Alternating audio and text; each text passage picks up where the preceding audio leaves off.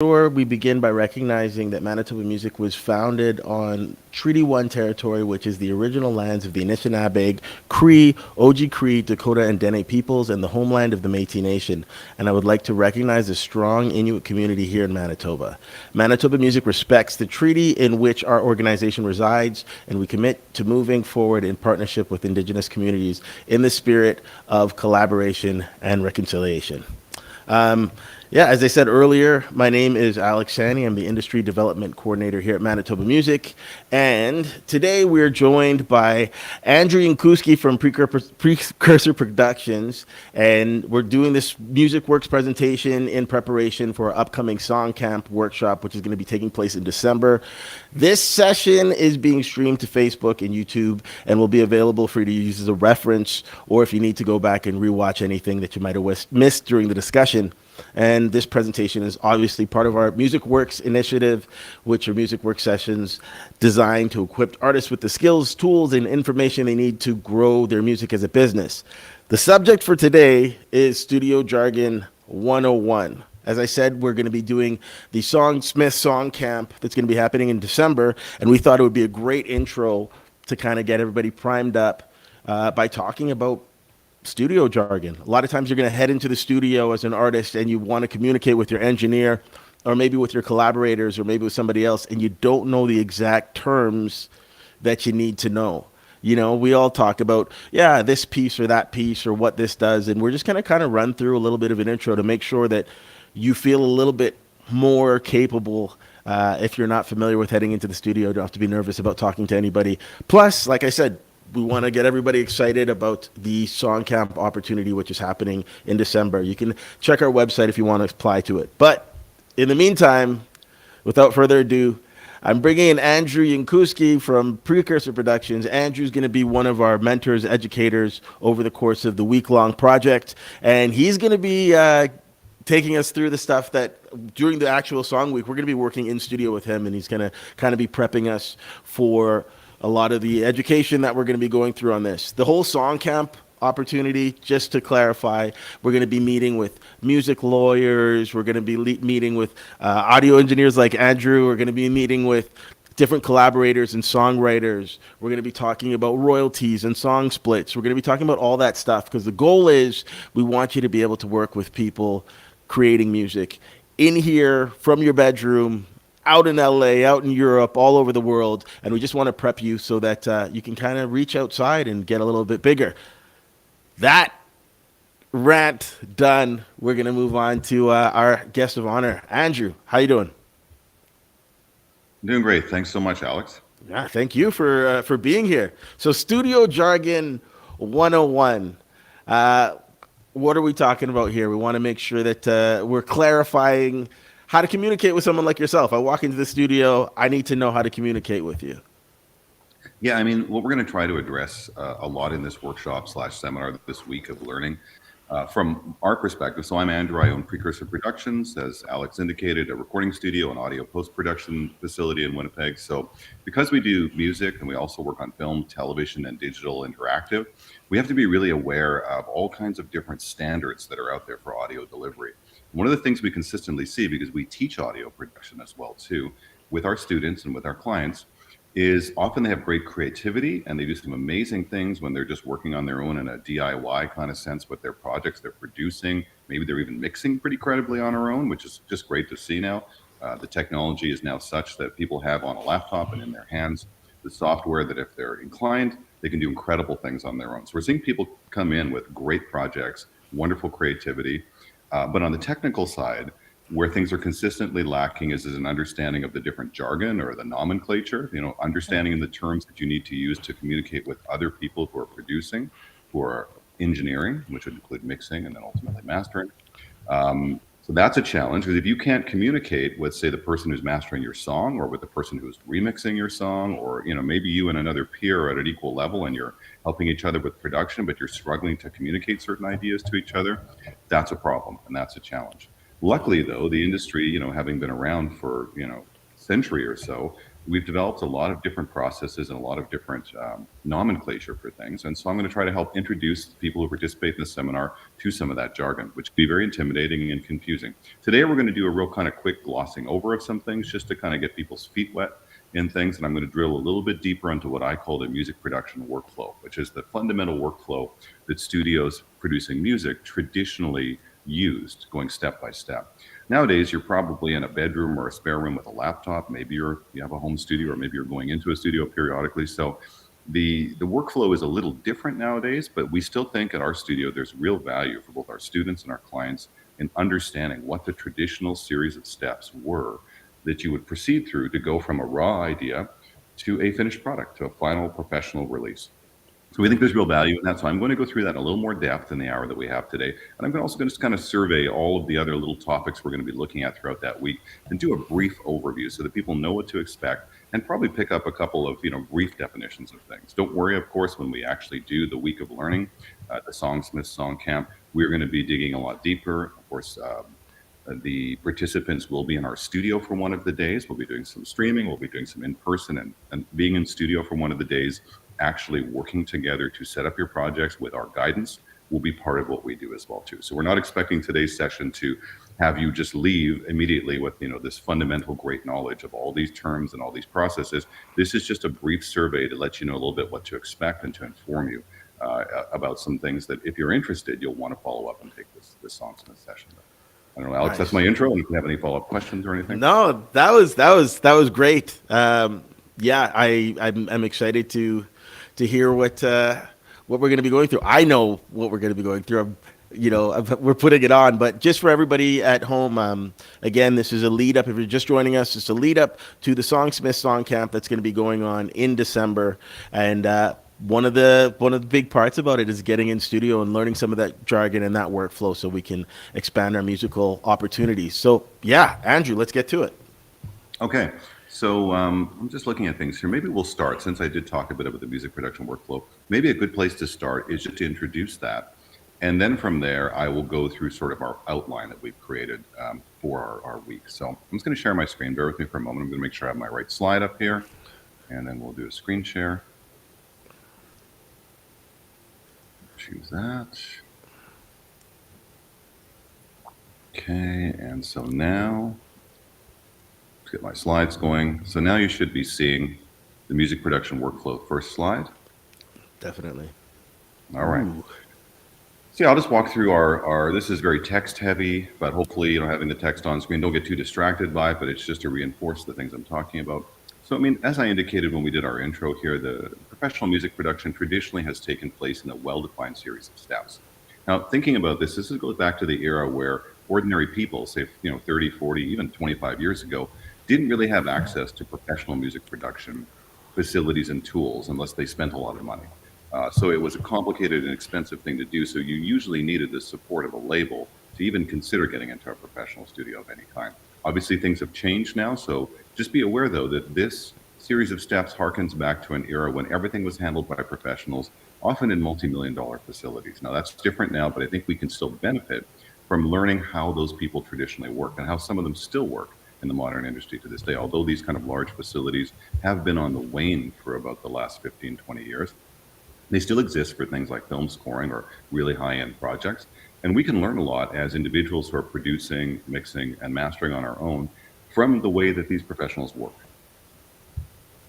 So we're going to learn the role of each step and how it fits into the overall music production process. And just be aware, and I've indicated this a little bit already, that they're not mutually exclusive. Although in the old days, they probably worked in this sequence pretty precisely because you just simply couldn't start the recording process until you had a studio booked and had that studio time to do anything. Whereas now you could be composing and recording at the same time, which in some circumstances is totally okay. So first we have the pre-production section of creation, right? So this starts with composition. Now, composition can mean a number of different things nowadays, right? Traditionally, we think of composition perhaps as a classical composer sitting at a piano with sheet music, sort of maybe a quill pen, writing out the different notes one at a time. And it can be that, but it can also be someone just strumming on their guitar, in their bedroom and sort of just working out the chords of the song. It could be somebody banging out a beat on a piece of hardware or a software drum machine. It could be any number of different things. Anything that helps you to create the piece of music is part of the composition process. After that, we have sound selection. Now, sound selection is one of those slippery things where it can seem very trivial. You might pick a particular kick drum and a snare drum if you're writing a beat. You might, if you're a musician that plays a guitar, pick out the particular guitar tone you're going to use for different sections of the song. If you're a keyboard player, you might choose different patches to playback. If you're working on a digital keyboard of some sort, where you can choose different sounds and different patches from banks in a library, etc. So sound selection can arise organically. It could just be the sound of your voice as a singer and what you can do with your voice, or it can be something that is a little bit more electronically motivated. But at the end of the day, though, you're choosing a bunch of different instruments and sounds, potentially voices, that are going to have to work together in the final product. Now, if you make what we would call a poor sound selection, that is, you choose a bunch of instrument sounds and voices that kind of clash with one another, they don't technically just mix nicely with each other naturally, then it can be a real struggle later on in the process when we look at things like mixing and mastering to salvage that piece of music and make it sound good. So one of the things that professional producers are very good at, and it really just takes experience to learn that skill, is that they're very good at choosing initial sounds that almost kind of mix themselves together without a ton of work.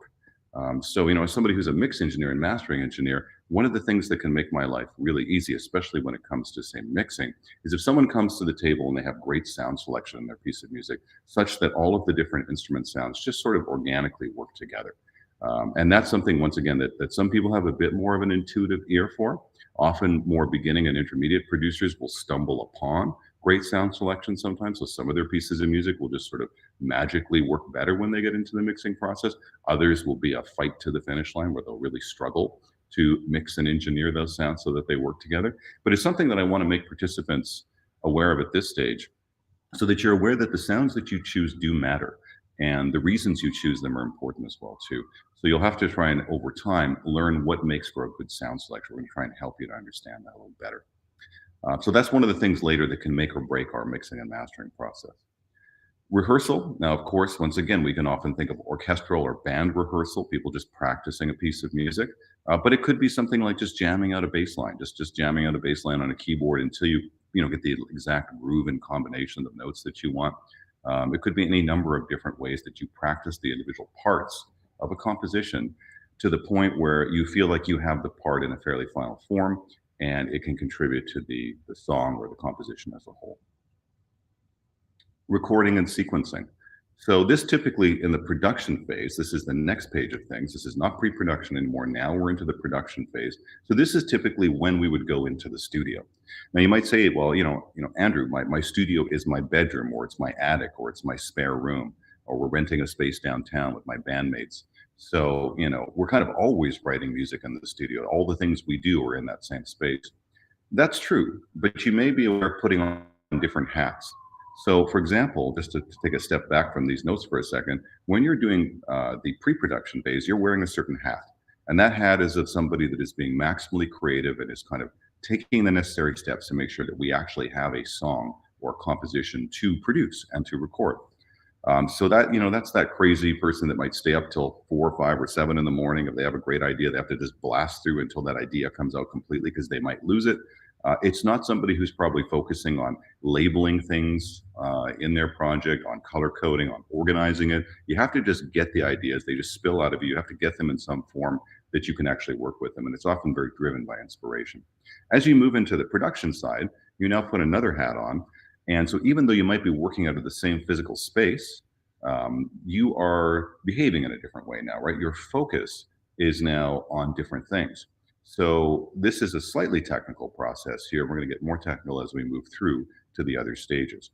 So here you have to be a little more, concerned with some of the technicalities, which is making a proper capture of your musical idea. So that includes recording audio and potentially recording MIDI from an instrument, or directly inputting MIDI into a sequencer. So those are 3 ways that we commonly create musical parts nowadays when using software on a laptop or desktop computer. Once you've done that and you've gotten your idea recorded as audio or recorded as MIDI or directly input, and you've completed that process, now you can go into the editing phase. And you wouldn't think of releasing a novel or another book without having an editor, or maybe several editors go through it and clean it up. And so too with music production. you need to have great editing skills. I often say that really what makes or breaks an audio engineer is their editing skills. Because although there are many other skills we bring to the table, if you're not willing to roll up your sleeves and sit down and really get your hands dirty with regard to editing, then you're probably not going to be a great producer or engineer, because so much of what we do is manipulating the performances that we've captured or input. So this would be editing the audio, right? Cleaning up and editing the audio in a precise way that we would have recorded in a production session. This would be editing any captured MIDI to clean it up or to retime it so it's a little more in time in different parts, or the groove is just precisely right. And it could even potentially be making changes to a pre-entered sequence, right? Maybe adding a groove template to it to make it feel more humanized, etc. So the good news for us today is that while in the old days we used to have to use things like tape editing, either analog or digital tape, which was very tedious and was linear, meaning that you had to do things in a predetermined sequence of steps that was very technical and time consuming and kind of killed your inspiration a lot of times. Nowadays, we have very powerful, what we call non-destructive, non-linear editing. This is digital editing in software on computers, which has been around for a long time, but it has reached a new height of user friendliness as well as power.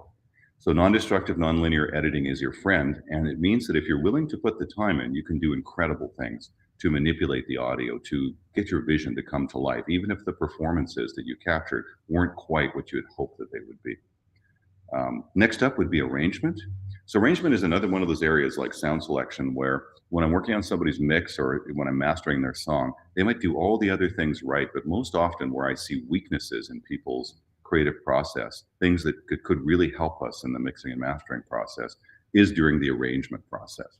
So arrangement is essentially how you take the different musical parts and determine them in a sequence. So it's very related to composition, but it's essentially what instruments or voices are performing or playing at what time, at what point in a piece of music. Now, much like sound selection, if you make poor arrangement decisions, an example I often like to use for my students in classes, if you have a piano and say an acoustic guitar playing in a verse or a chorus in a song, and if they are occupying very much the same frequency range, which often is not something we as musicians would think about, but that engineers would be very focused on, then they might be doing what's called masking. They might be overlapping with one another and creating a bit of trouble for you to hear one or the other instruments or to hear a vocal in that arrangement. And so if they're clashing with one another, if they're overlapping so much that they're kind of obscuring each other's performance, that's a problem. So there's a number of different ways we can solve this problem. Some of it is through using different compositional techniques. In my simple example, it could be by transposing the piano part up or down an octave to move it out of the way of the guitar. A little easier to do on the piano than on the guitar for the most part, but you could potentially transpose the guitar part as well too. So sometimes allowing them to continue to play, say, in that chorus, but to move them out of each other's way frequency-wise using a compositional process really helps the arrangement.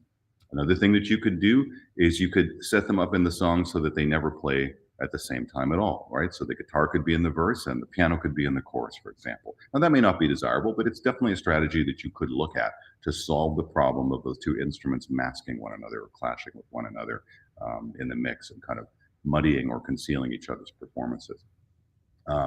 Another way that you might be able to deal with it is through audio engineering techniques. Perhaps you can use panning to pan it out wide on either side so that the guitar is primarily in the left side of the mix and the piano is mostly on the right side of the mix. That's another way that you could deal with that problem. Still another way you could deal with it, going back to composition, is you could recompose the parts in such a way that whenever the piano chords happen, the guitar chords don't happen at that same time. So they're both playing together, say, in the chorus, but their notes never really overlap all that much. Anyways, what I'm getting at is that just thinking about things from a frequency and engineering perspective, which is often a little bit foreign to people who are musicians first, but putting on that engineering hat and thinking about things in terms of potential problems that you may run into during the production and mixing portion of things can really save you time later on. Because if you have poor sound selection and poor arrangement, you can really mix the hell out of something and really struggle to get a good mix. But if right out of the gate, you have good sound selection and the arrangement is well thought out, then the song almost mixes itself.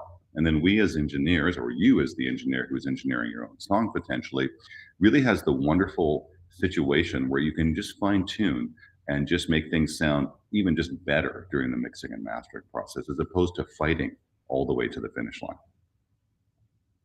Then we get into mixing, another distinctive stage. So now you take off your production hat and you put the mix engineer's hat on. Now the mix engineer's hat is definitely a very methodical, organized hat. So this is where you want to make sure everything's labeled properly in your project. You want to color code your tracks if that's something you can do in your digital audio workstation. You want to organize things in an optimal way for the process of mixing. So you want to basically behave very much like professional mix engineers do, even if you're still very much somebody who's learning how to mix.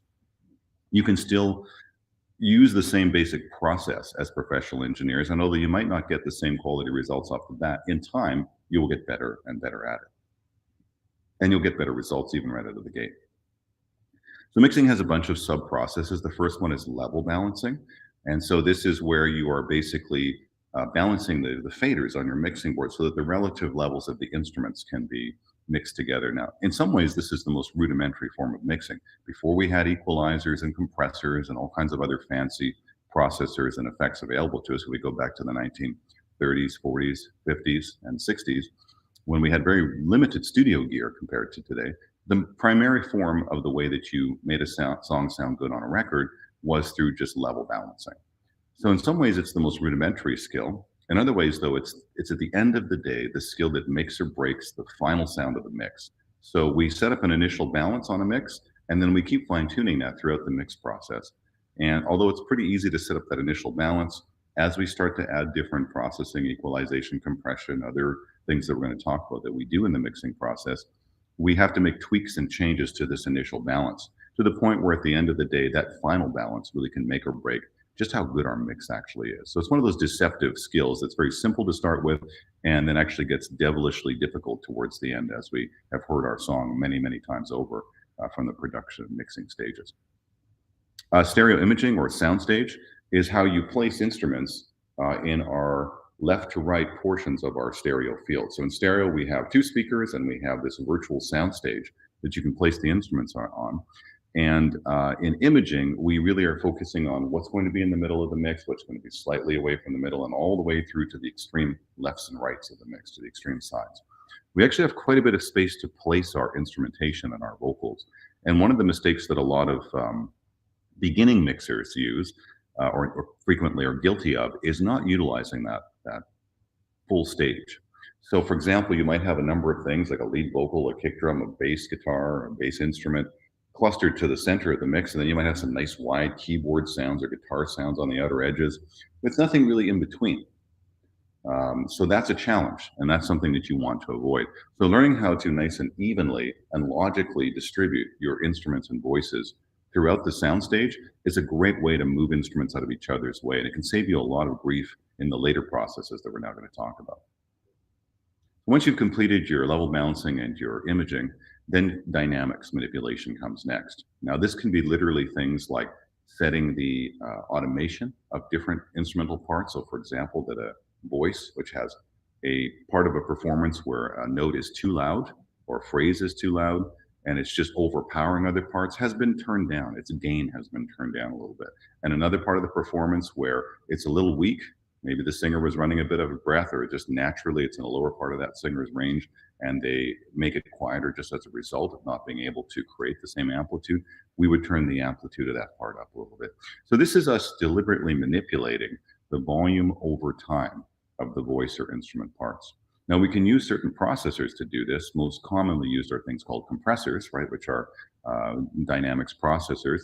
And compressors can be wonderful tools in a lot of modern, especially pop and rock music. Compressors do a lot to help create the sound that we're seeking of a professional finished product, but they also can be over-relied on and overused. So learning how to manipulate dynamics manually through things like gain changing and automation is an extremely important skill that we're going to focus a bit on in our seminar. And then also, learning how to use things like compressors and processors properly and when to use them is another really important skill as well too. So we want to manipulate the volume over time of each instrument, each important group of instruments, and then ultimately the mix as a whole. And so you have to look at it in those three ways. Each individual instrument or track has to be optimized in terms of its dynamics, dynamics being the differences between the loud and quiet parts of that piece of music or performance. And then each group of instruments similarly has to be fine-tuned that way. And then finally, the mix as a whole needs to be fine-tuned. So there's kind of three layers of dealing with dynamics. Similarly, with equalization, this is where we drill down and we change the frequency of each instrument. Now, sometimes instruments in their natural form or voices are recorded in such a nice way that we don't really need to do much to them. And that's a really great treat if we have that situation. But a lot of times, once you put a bunch of instruments in the mix, it could be just 4 or 8, or it could be 30 or 40 different things that you're layering together to create your piece of music, then things can start to get a little busy. You can get a lot of frequency overlap, and that can cause a bit of a muddiness or boxiness or a lack of intelligibility, or it can cause just a lack of clarity. You can't hear the articulation of the various different instruments or voices in the way that you'd like to, and you get this kind of classically homemade muddy type of mix. And so in order to try and work against that, we use equalizers, essentially tone manipulation or frequency manipulation tools to deal with that. It's easy to overuse them, so learning how to do just a little bit to start to clean things up in some key areas is a very important skill. Sometimes, though, you have to sort of roll up your sleeves and really carve out some frequencies that are causing problems in a mix. It's not something we like to have to do, but it's something that we sometimes have to do, particularly if the sound selection and the arrangement are suboptimal. So that's a situation where we have to get a little more aggressive with equalization. We prefer it when we don't have to, but it's a great skill to have when you do need to do more profound frequency manipulation. Similar to dynamics manipulation, you need to do this for individual tracks or instruments in your mix. Then you need to do it for groups as a whole sometimes. And then ultimately, when we get into something like mastering, we might manipulate the equalization on the overall mix. So there's at least 3 layers where we have to consider the frequency spectrum of this piece of music and all of its components and how they all fit together. Dimension is another thing we deal with in mixing. So just as the sound stage, the panning and sound stage is your left to right, dimension is your front to back. So this is the interesting fact that you can actually make sounds seem like they're right up against the listener's nose in a good system, or that they occur far back behind the speakers. And so we're using things like echo and reverberation in this process, which are mostly digital tools nowadays. In the old days, they used to be some analog tools to contribute to this. And although we still can use analog tools, or we can still use real acoustical environments to create this effect, most often in mixing, it is now done through the use of digital reverb and digital delay. And so this allows us to do a really interesting thing. Instead of just placing instruments left to right, we can also place them front to back. So utilizing dimension, we can actually think about moving our instruments around in a much broader soundstage. It now just becomes not the space between your 2 speakers. It becomes this virtual stage that may reach out as far back as sort of your ears in your listening position, and as far forward as your ears, and then as far back as behind the speakers, in a simulation of depth that goes way beyond what's actually happening in your playback process. And so dimension is another powerful way that people often neglect the use of. They'll slap a little bit of reverb on something to create a bit of a reverb effect and a little bit of spaciousness, but to actually strongly consider the placement of all of your different instruments and voices front to back, as well as left to right, is definitely a skill of the professional mix engineer that everyone can adopt and benefit from. It moves things out of each other's way, and it really lightens the load when it comes to things like compression and equalization.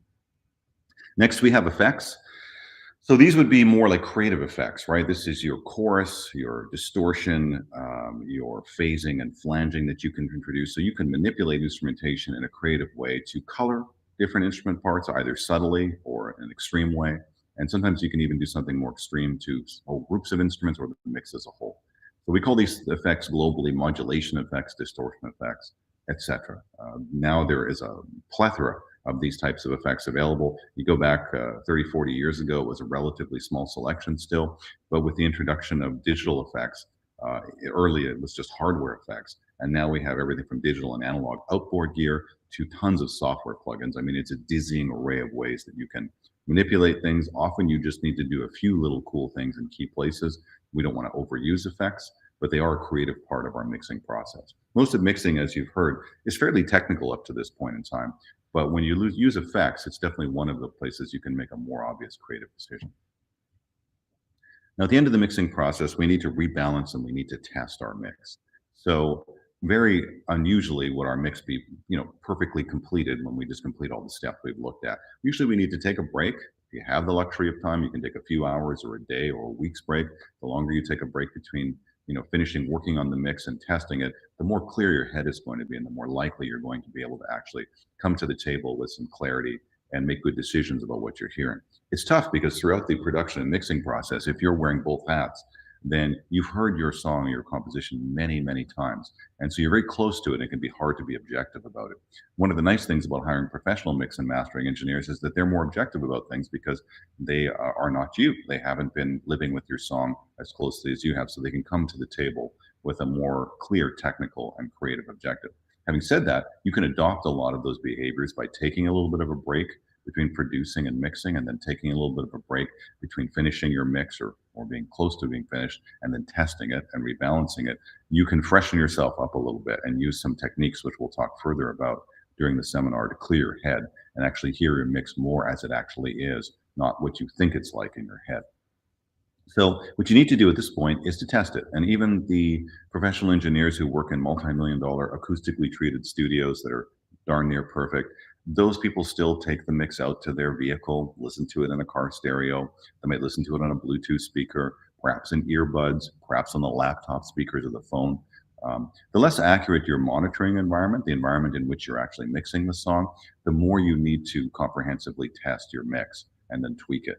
Usually you'll make notes in each one of the environments, and some of the notes will cancel each other out, so you can leave them alone, but other notes will be persistent. For example, the vocal could be consistently too quiet in every environment that you play it in. Sometimes it'll be more exaggerated, sometimes less, but you consistently notice the vocal is too quiet. So you have to turn the vocal up. Ultimately, that's your note. But sometimes you'll get notes where they cancel each other out. The guitar might seem like it's a little bit too loud in one system, but then in two other systems, it seems like it's fine. So probably it was just the voicing of that one listening, that one playback system that was affecting how the guitar sounded. It wasn't necessarily that the guitar wasn't properly mixed. Now, mastering is our final stage. So once again, this typically would be a completely separate studio and separate stage. So you put your mastering hat on, and now you're looking at a broader perspective. Whereas mixing, you are somewhat concerned with translation, and mastering, that's your primary concern. So translation is the process of playing a piece of music on these different devices that I just described: earbuds, a good set of headphones, a Bluetooth speaker, a car stereo, a club system, you name it, any kind of destination playback system that you can think of. And so that translation ideally should be that the piece of music may not sound the same, but it sounds consistent. The relationships between the different instruments and vocals are consistent from system to system. So mastering is the final opportunity to fix any flaws in the recording, editing, mixing, production process, and catch any final little flaws that nobody else caught in those earlier stages and clean them up as best we can, to optimize loudness, to optimize the stereo imaging, to create a final master that is at an appropriate volume level and dynamic range to be on the services that you want to release it on, for example, Apple Music, Spotify, Tidal, etc.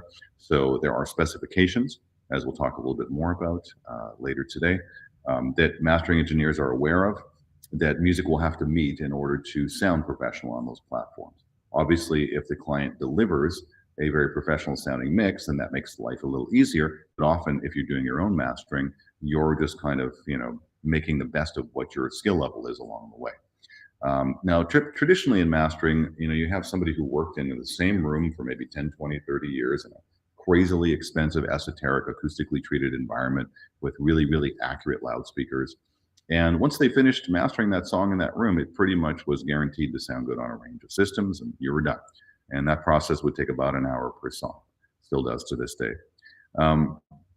Now, that was back in an era where, a mastering engineer might just work with a handful or a selection of mix engineers, professional mix engineers, and they kind of knew their quirks. One engineer always tended to mix vocals a little too loud. Another engineer tended to mix them too quiet. A third engineer maybe made their mixes a little bass heavy. So the mastering engineer got to know the quirks of each of the mix engineers that they routinely worked with, and they could master to compensate for those challenges. Nowadays, of course, mastering engineers get music from all over the world, all over the different places, people of different skill levels, from the people who are pretty much a completely pro level to people who are just really almost shouldn't be submitting something for mastering. And so it's a real mixed bag. And so nowadays we would tend to rebalance and test masters a little bit. So usually the master will go out to the client, and there'll be one or two revisions that would be expected based on client feedback when the client has tested that master in their own system. In the old days, it never used to be that way. The mix engineer would send it off for mastering. It would come back, it would be finished, and rarely would it actually be sent back to be remastered. Okay. So I'm going to pop out of my slides here and just stop my screen share.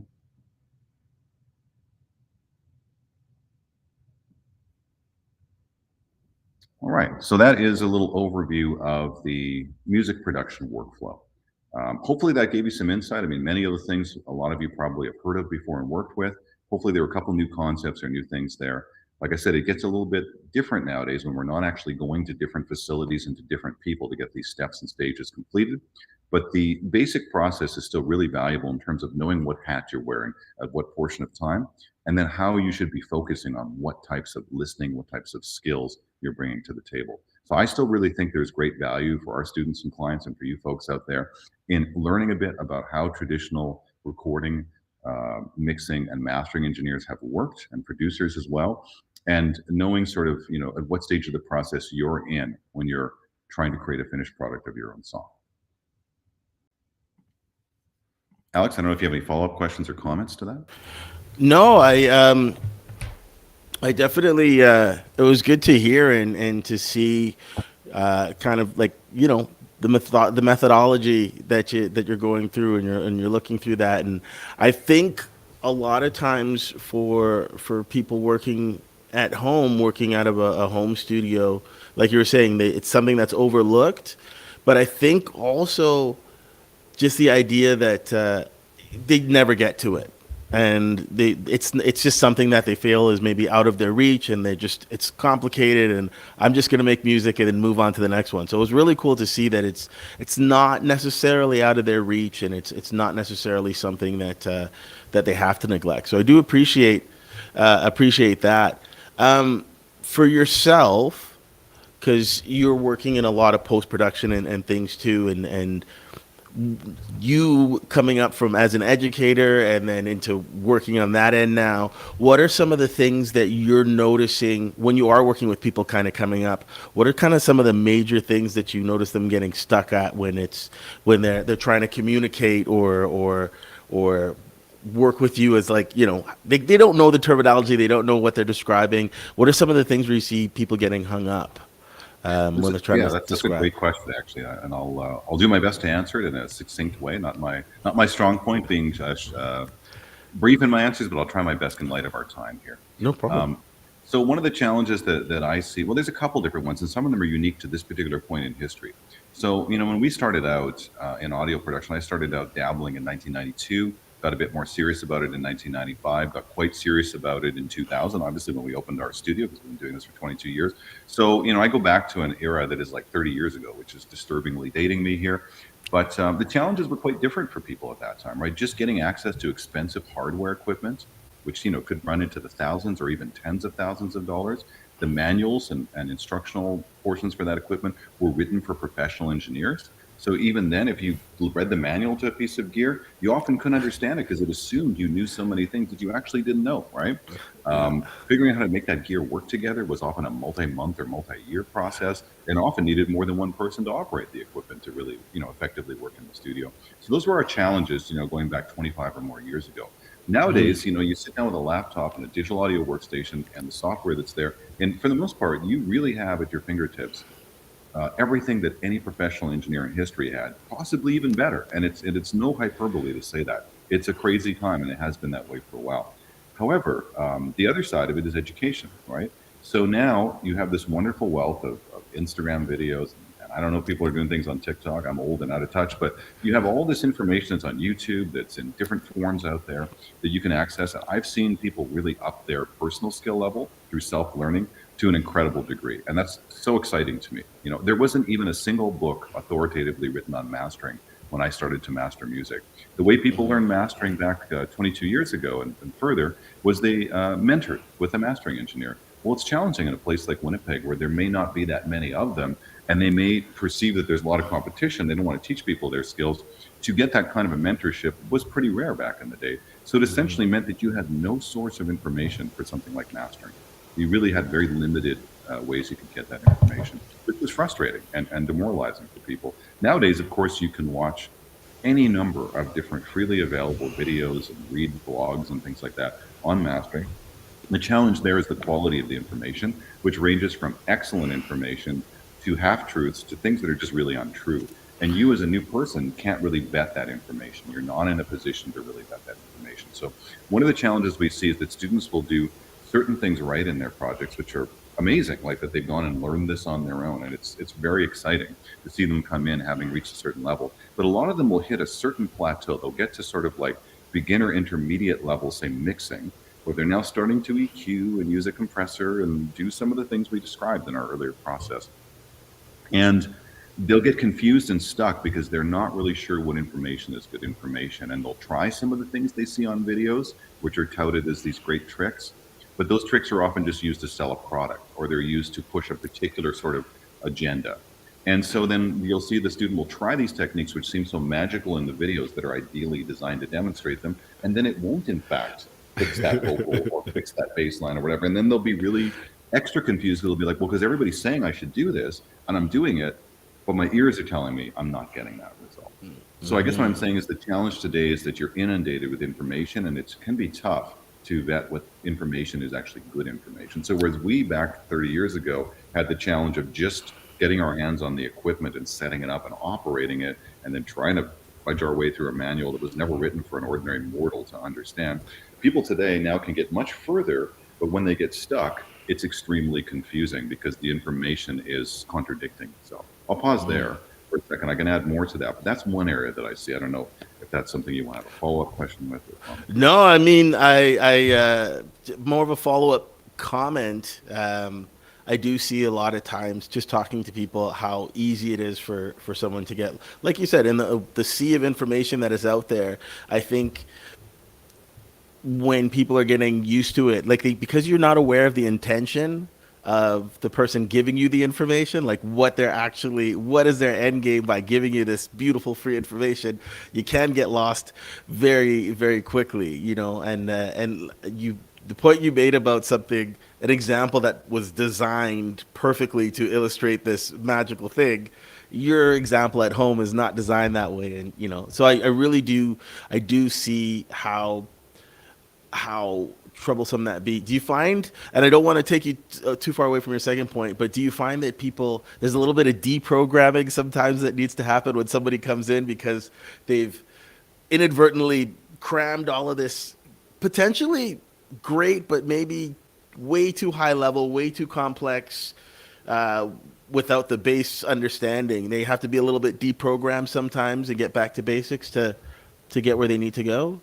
Yeah, I would think that's fair to say. I do see some techniques, and I'll save them for the seminar, but things that come up again and again that people do that are of no help to their project. They just make the project more complicated, and you know, but these are things that are touted on these videos over and over again as like a real quick trick to, you know, make things sound bigger and fuller or whatever it is. And it's just, there's these common techniques that I see over and over again in almost anybody's project who's done a deep dive into online, you know, mixing based learning, which I don't want to come off negatively about it. I think it's a wonderful thing. I think it's great. But, you know, there are some challenges to it. And so I think we just have to be aware of those challenges. I mean, as somebody who has been teaching people how to produce and mix and master music for 22 years now, I can tell you that I wish that there were these simple, you know, magic bullet techniques where I can just teach you one or two things and bang, your mix goes from a complete pile of garbage to something that sounds totally pro. I mean, I wish it was that easy. I wish it was that easy for my career to do it. And for a lot of these videos, the pitch is, hey, I'm going to show you one thing that's going to magically make your vocal sound better or your bass line sound amazing. And, you know, often it can be helpful and it can be a useful technique, but it's rarely what it actually claims to be. Because, of course, what drives clicks and likes and views on social media platforms is a fundamentally different thing from what is actually useful information. So sometimes it's useful, sometimes it's somewhat useful, and sometimes it's actually a myth or something that really is like, I see a lot of things coming in people's projects that are really not helpful techniques at all. So there's a bit of deprogramming, there's a bit of just saying, hey, like, I know you think this is great because you watched a lot of videos, but I hate to tell you this, but this is actually just making your project more complicated and sound worse. Let's go back, let's delete these tracks, let's clean this thing up. And let's take some of these plugins away that you put on. I'm not saying negative things about your work, but let's save another version of this project. Let's start from the ground up with some basic principles. A lot of times it's just about showing them a few simple techniques that they can really master, rather than 100 techniques that they know only this deep. And that's the big problem. People are accumulating plugins and techniques and trying to throw a lot of things at their mix rather than a few core principles. So when we teach, we try and strip things back, Go back to core principles and get people educated in the whys and wherefores of why they would do each step and each thing, so that they then can proceed with fewer tools and techniques in their toolkit to start, but a better understanding of them rather than just a surface deep understanding. If that makes any sense.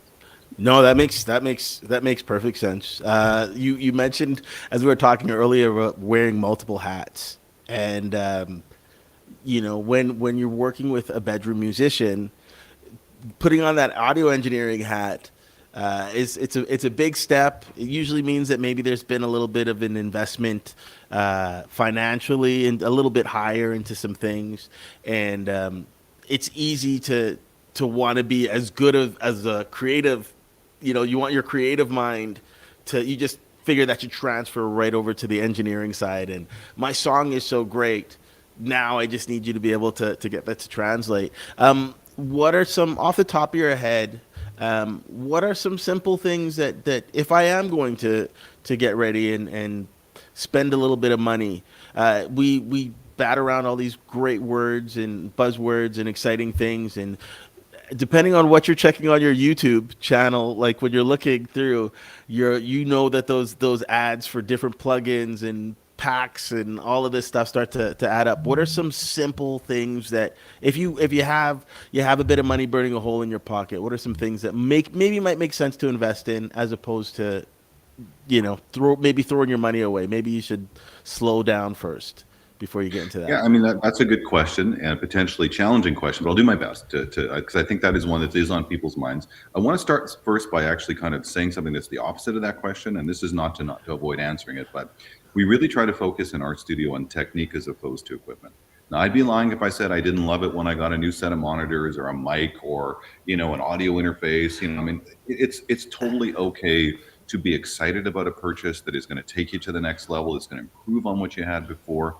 But we should never look to purchasing a piece of gear or a software plugin to solve the problems that we have, technically or creatively. That should never be the case. So that's one thing I want to say off the bat. One of the first things we do is we really try to focus the students on technique. It's people that mix this stuff ultimately, not plugins, right? And the tools have gotten incredible, and in the right hands, the tools can allow us to do things in a fraction of the time. I mean, we can clean up audio in ways that I only dreamed of, 20 or more years ago. And I'm very thankful for that. And I'm very excited when I get a new tool that allows me to do those things.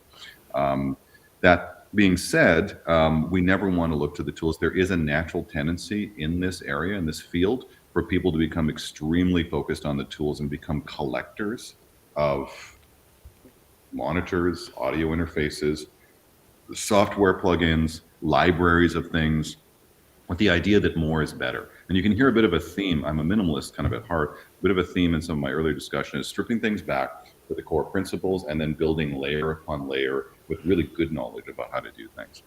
Having said that, if you are a singer or you're going to be recording yourself singing, then you need a microphone that suits your voice. That'll save you a lot of grief, right? So taking the time to figure out a microphone, and it may not even be that expensive of a microphone, but taking time to audition some microphones and finding one that actually really works. If you're going to be recording yourself over and over again in a similar environment, then that microphone will make a difference. And so having a microphone that off the bat actually suits your voice, and it's not going to be the same for everyone.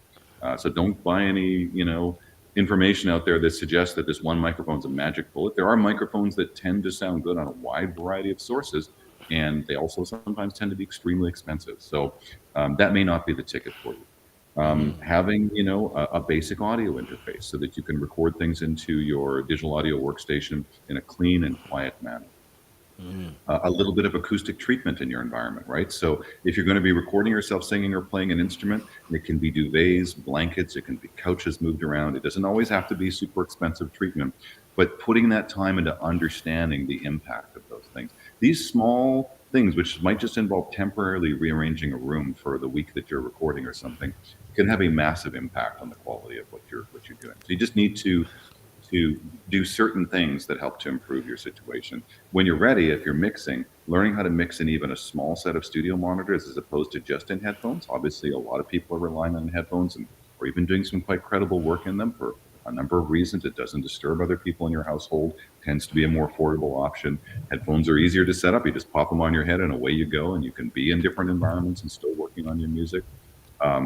But at some point, setting up a dedicated portion in your living space, whether it's a spare bedroom or it's just your living room that you rearrange or whatever it is, to have a set of studio monitors, speakers, even small ones, just so that you can hear what your music sounds like on speakers for at least part of the process, and learning how to properly set that up and once again acoustically treat, and then to make decisions based on that. Because if you're coming from headphones, I'm finding the majority of my students are coming from headphone production and mixing. That's just the world that we live in now. It wasn't necessarily the case when we started out, but now it's really a headphone kind of based world for a number of different reasons, a portable audio world.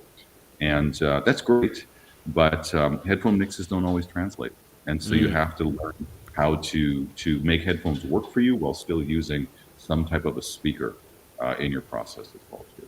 Anyway, so I don't want to digress too much on that, but hopefully that's some decent information, something that No, it's great. It's great information. I love how it keeps coming back to the basics, which in the end is kind of always where it's at. Everybody's going to tell you to buy something, but do you know how to use the basics? Do you even know what it's supposed to do?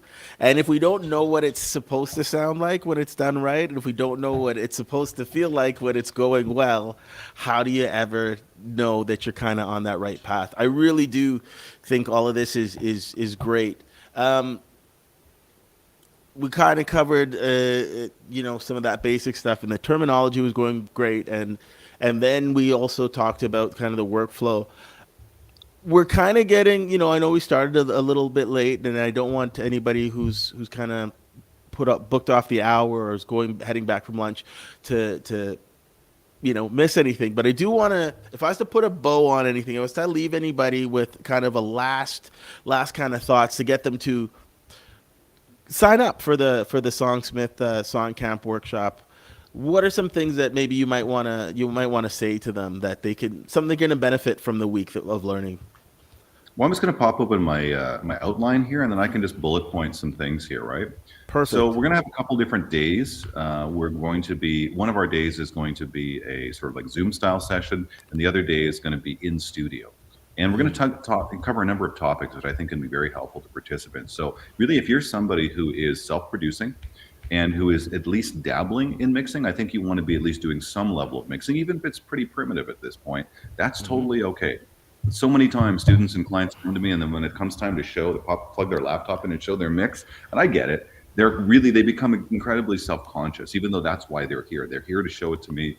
And I guess that you always feel like someone's going to judge you and be like, "Oh, that guy's mix was just a joke. It was terrible." And it's like, that's not how we're coming at it. I try to, when I listen to people's music, I try and hear the vision of what it could be, right? What is the potential in this piece of music that it could ultimately be? That's the goal that I have for it. And so I'm always listening with an ear to, okay, well, this mix sounds maybe even pretty crude, but what are the really good elements of it that we could draw out of it through techniques and that I could then teach a person to work with?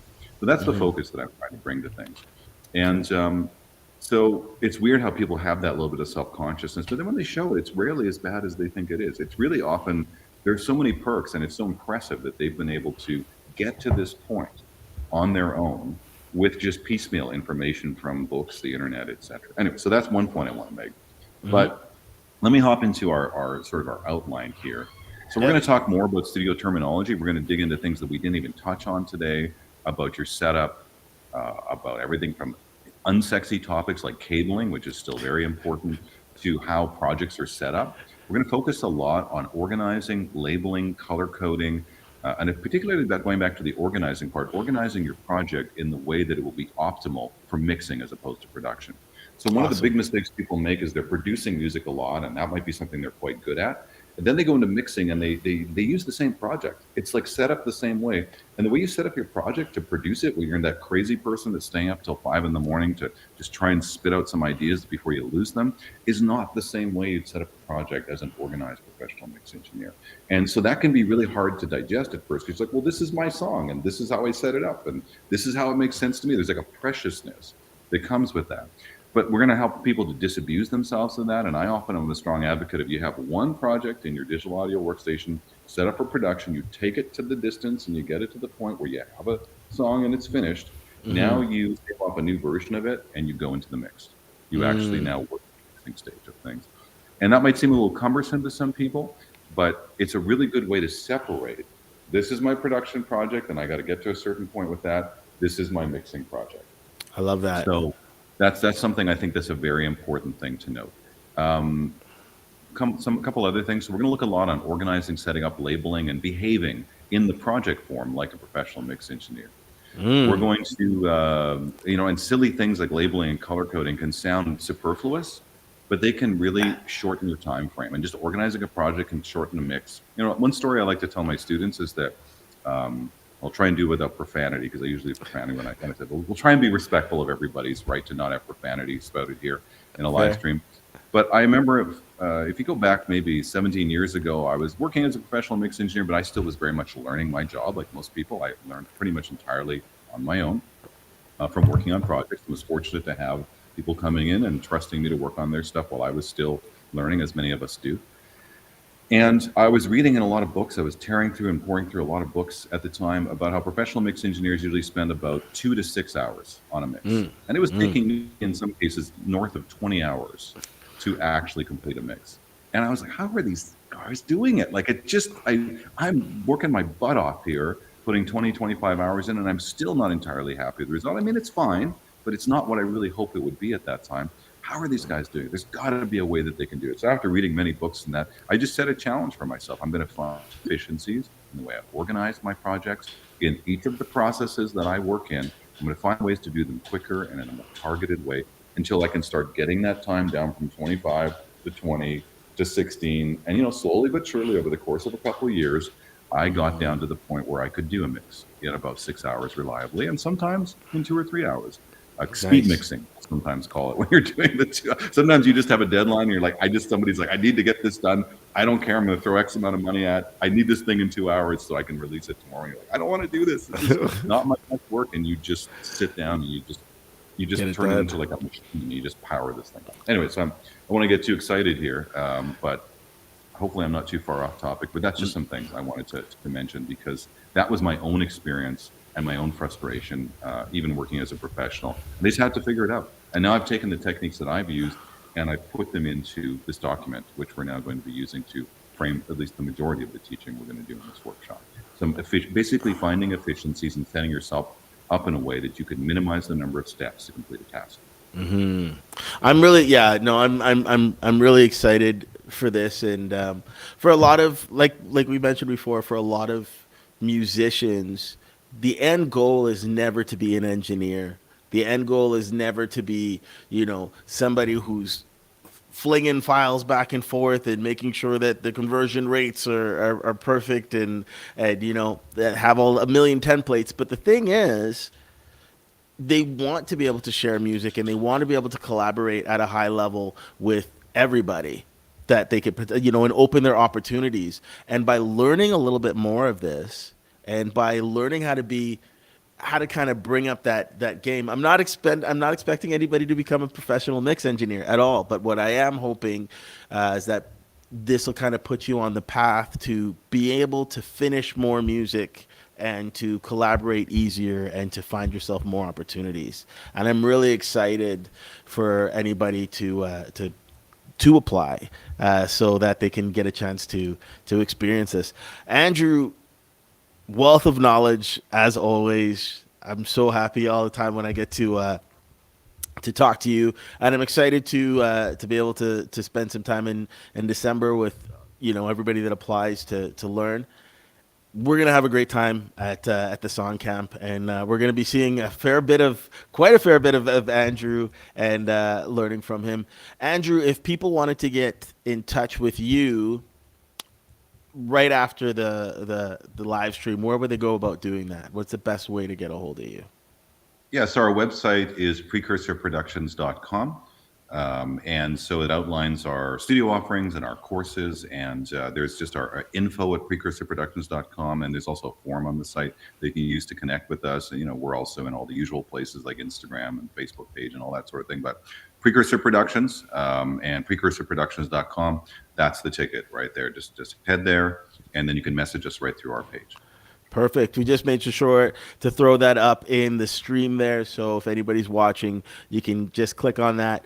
Reach out to Andrew if you have any more questions. You can also reach out to info at Songsmiths for the Song Camp, or you can reach out to myself, Alex at manitobamusic.com. Anyways, we're so happy that you spent your lunch hour with us, and we're really excited to see you in December if you apply. So right now, the opportunity is still open. We just put it out last week, I believe, so we're going to be holding it for another week or so. Apply as soon as you can, and we really hope to talk to you in December. Thank you so much, Andrew, for spending the time with us, and this was super informative.